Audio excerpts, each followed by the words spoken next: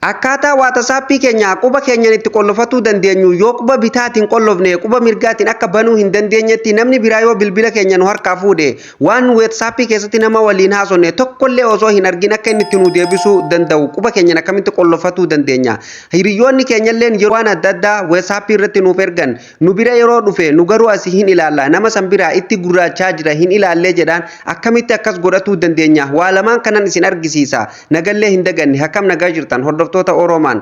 Otoo kara baromsatti hin ce'iniin duratti warreen hanga ammatti chaanaala Oromaaniif haaraa taatan chaanaalli kun chaanaala baromsaati. Subscribe godha akkasumas viidiyoon dabalataa ofii isaatiin akka isin bira ga'uuf mallattoo notificationii tanarra kaa'uu hin dagatinaan isiniin jedha. Hordoftoota kiyya viidiyoo barnoota baay'ee tokko keessa jira. Kan hanga ammatti viidiyoon kiyya isin darbe bakka mata duree viidiyoo jedhu kanarra cuqaastanii jechuudha.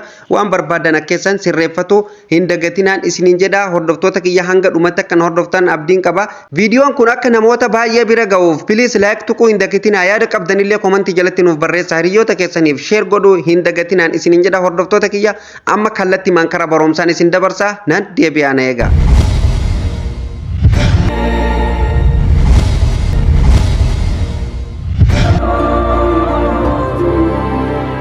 Egaan hordoftoota fi kabajamtoota walitti deebinee jirra. Akkuma reefun tana mata duree irraa isiniif tuquuf yaaletti WhatsApp irratti waa lama isin barsiisa isiniin jedheen ture. Tokkoffaa irratti fingerprintiin akkamitti qollofatuu dandeenya yookaan shaaraa quba keenyaatiin akkamitti qollofatuu dandeenya fi akkasumas WhatsApp irratti barreeffamaa fi viidiyoo akkasumas footoo namni nu erge osoo namni sun hin beekin akkamitti dhossaan laaluu dandeenya kan jedhuun isiniin jedhee ture. Eeyyee ammallee isuman isin barsiisa. Hanga dhuma sagantaa kanatti like share subscribe godhaa nafaana turaan isiniin jedha. Kana godhuuf WhatsApp keessan fayyadamtu. WhatsApp keessan kana keessa yeroo tokkoof irratti cuqaastanii keessa seentu. Ani amma irratti hin cuqaasa WhatsApp irratti.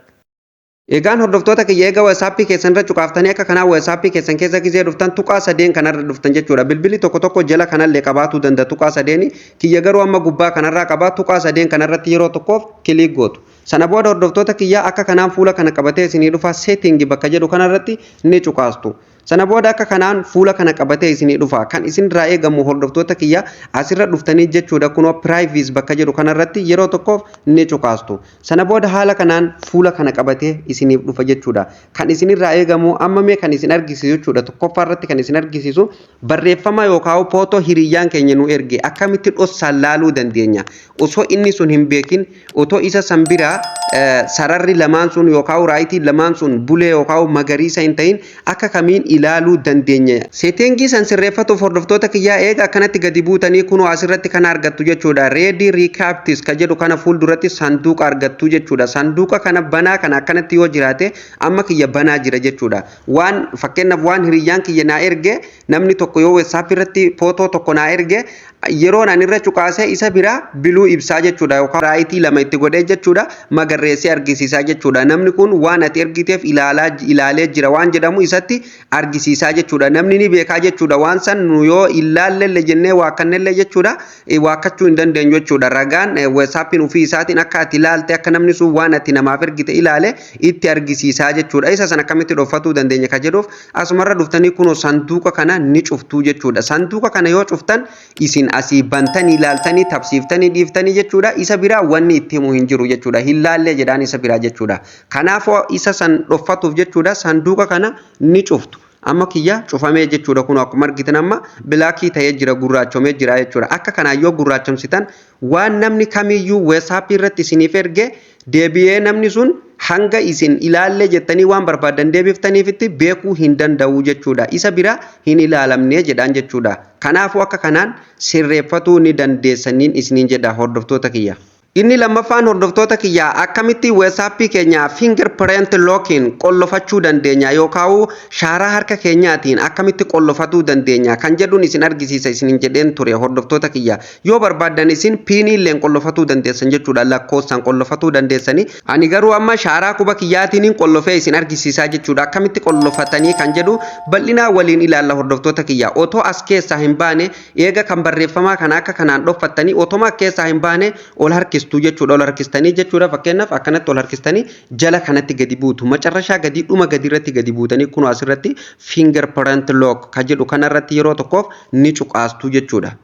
Hordoftoota kiyya sana booda akka kanaan fuula kana qabatee isiniif dhufaa jechuudha. Kun akkuma argitan jechuudha amma kiyya cufaa jira jechuudha. Amma irra hin godhanne jechuudhaan hanga ammatti kiyya amma akkuma argitan cufaa jira jechuudha. Qulfii hin qabu jechuudha kiyya. Akkamiin qulfii itti godhatuu dandeenya? Quba keenya yoo quba mirgaatiin qollofne bitaan banuu hin dandeenyu. Qubuma bitaatiin fakkeenyaaf quba bitaatiin qollofne qubuma shanan kana keessaa kan isa ittiin qollofne malee kan biraatiin banuu hin dandeenyu jechuudha. WhatsAppiin security ajaa'ibaati. Kanaafuu fakkeenyaaf yeroo tokko tokko bilbila keessan bilbiladhu jettanii namatti illee ni kennitan bantanii jechuudha. Namni sun otoma bilbilutti jiru jechuudha. WhatsAppii keessan keessallee seene waan isin achi keessaa qabdan incitii garaagaraa kan WhatsApp irratti namni isiniif erge baruu danda'a jechuudha.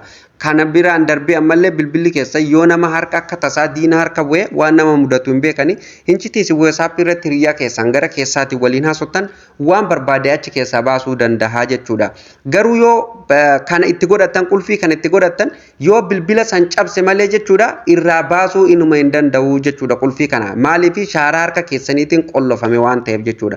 Kanaafuu isa kanallee maal gootu ni bantu jechuudha. Isa kanallee akka kanaan bantu. Sana booda hordoftoota kiyya akka kanaan kun asitti basmaa akka nan godhu yookaan shaaraa quba kiyyaa akka irra kaa'u nagaafataa jechuudha. Isin kan isin irraa eegamu fakkeenyaaf bilbilli tokko tokko kaameeraan bilbila keessanii yookaan shaaraan bilbila keessanii eessa akka jiru ni ilaaltanii jechuudha. Bilbila basmaa qabu yookaan hoompatanii keessan asirraan isinii fiduu danda'a, isinii fiduu danda'a. Kan tokko tokko amma kiyya dudda duubaan qaba jechuudha. Kaameeruma jalaan dudda duubaan qabaa jechuudha basmaa.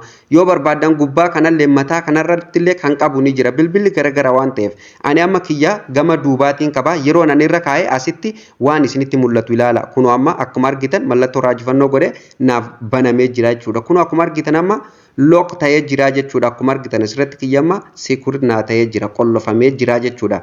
Akka kanaan sanduuqa kana akkanatti yoo isin biluu gootan yookaan magariisa gootan jechuudha qollofamee jira jechuudha.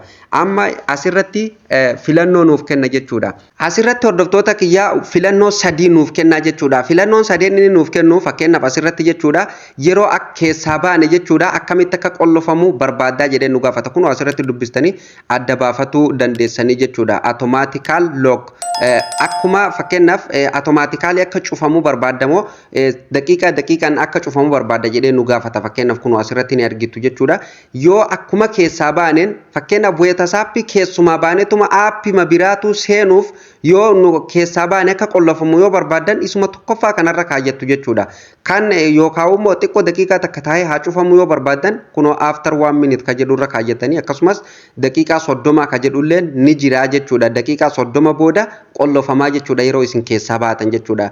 Kallatti maan akka isin keessaa baataniin haa cufamullee yoo barbaadan haa qollofamu yoo barbaadan kanarra kaayyattan.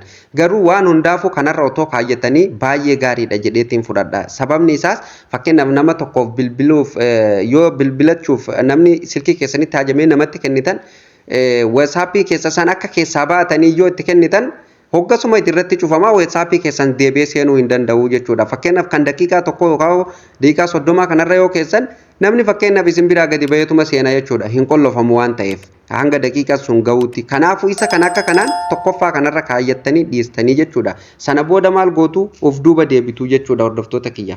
Of duuba deebitu. Yeroo of duuba deebitan mee amma fakkeenyaaf ani WhatsApp kiyya kana keessumaan ba jechuudha malee aappii birallee hin seenu. Keessumaa baheetiin itti deebi'ee isin argisiisa. WhatsApp kun qollofame moo hin qollofamne kan jedhu waliin ilaallaa jechuudha na hordofa keessaan ba jechuudha.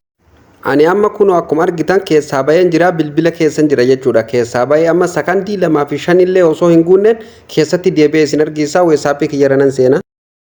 Waaw kun amma akkuma argitan qollofamee jira jechuudha. Kun akkuma asirratti argitan WhatsApp locked naan jedhee jira jechuudha. WhatsApp kun qollofamee jira jechuudha. Amma asirratti akka nan quba kiyyarra kaa'ee banu natti argisiisaa jira jechuudha. Hordoftoota kiyya kun akkuma argitan jechuudha. Touch the fingerprint naan jedha jechuudha asirratti. Kanaafuu amma quba kiyya bakka reefuun tanirra keessanii qolloftan bakka kaameeraan keessan jiru san as ta'ee jala kana ta'ee bakka barbaadan isintu beeka bakka kaameeraan keessan jiru amma kiyya dudda duubaan jira jechuudha.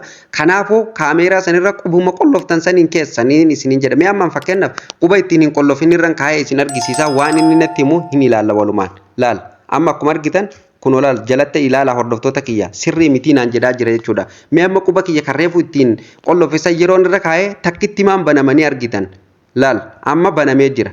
Waaw akka kanaan WhatsApp keessan harkatti galfatu ni dandeessaniin isiniin jedha. Hincitii tokkollee WhatsAppiin baasee hin kennu jechuudha yoo isin sirriitti itti fayyadamtan jechuudha. Waa baay'eetu sitingii WhatsApp kana keessa jira. Gar fuulduratti kan isin barsiisu ta'a hordoftoota kiyya. Akka kanaan sirreeffattanii WhatsApp keessan qollofattanii jechuudha itti fayyadamuu ni dandeessaniin isiniin jedha hordoftoota kiyya. Viidiyoon har'aa kun akka isin gammachiisuu fi akka waa irraa hubattan abdiin qaba hordoftoota kiyya. Asirratti waan tokko waan isin hubachiisuu barbaaduutu jira.